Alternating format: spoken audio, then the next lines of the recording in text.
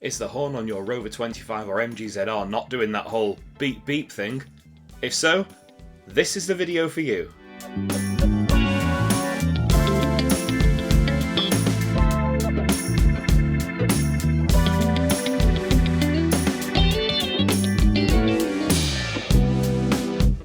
Before we look at the horn itself, let's look at what else can cause issues.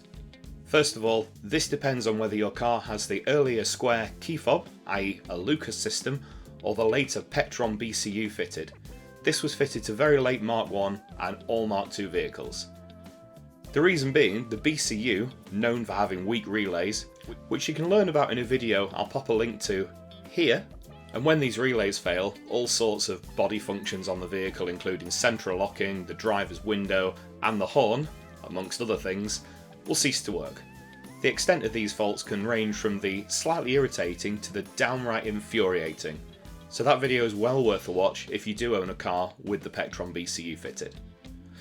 For the next part, we have props! We have this, which is a rotary coupler that fits in this, a steering wheel. What this does is connect the horn buttons and the airbag, located in the steering wheel, to the actual body of the car itself. And owing to the fact it's got a very fine wire within it, these can fail. And when it fails, you'll either get the airbag warning light, because the airbag no longer has a connection to the airbag ECU, or your horn will cease to work. In a vehicle with the Lucas system, it's only really that rotary coupler or the horn itself that tend to fail. When the horns fail, they tend to fail open circuit, so it won't normally blow the fuse. But of course, before you go pulling your car apart, always check the fuse. Remember that fuses only blow for a reason though, so it's important to pinpoint why the fuse has failed and not just throw another one straight in there. So let's have a look how you would pinpoint the horn as being the issue, or it being a problem somewhere else within the vehicle. There's a load of different ways to test the circuitry, but to be honest, easy is best. What you need is a basic multimeter like this, and you need to just put the probes onto the connector to the horn itself while someone presses a button. If everything works as it should, you'll see 12 volts, and if you don't see any voltage, you know the problem is somewhere else. Next, let's look at where the horn is and how you can find the connector and also change the horn if you need to. So as with a lot of things MG Rover, you're going to start off by using the correct tool with good intentions.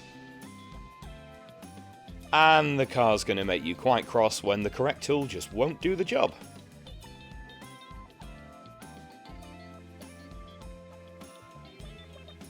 Then you're going to come back with the wrong tool that somehow does work.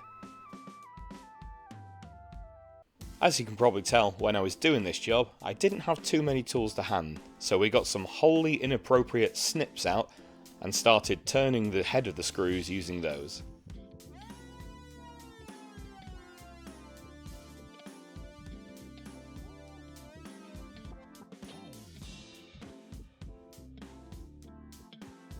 I will say that this bumper is in quite poor condition anyway, so I wasn't too fussed about scraping the paint away around the screw heads.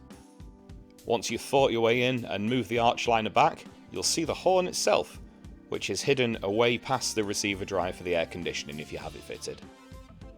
Undo the 10mm nut and it'll come straight out.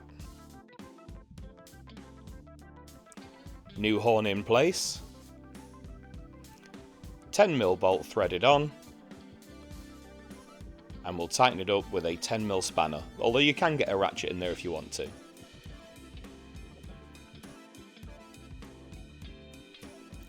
The screws were in pretty poor condition, so I ordered a few extras from Discount MG Rover spares and set about replacing them.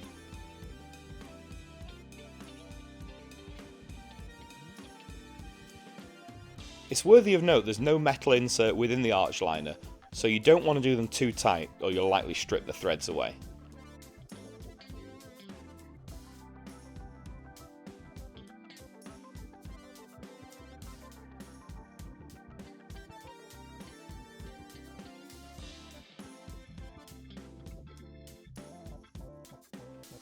Once you've done that all important wiggle, you're good to go.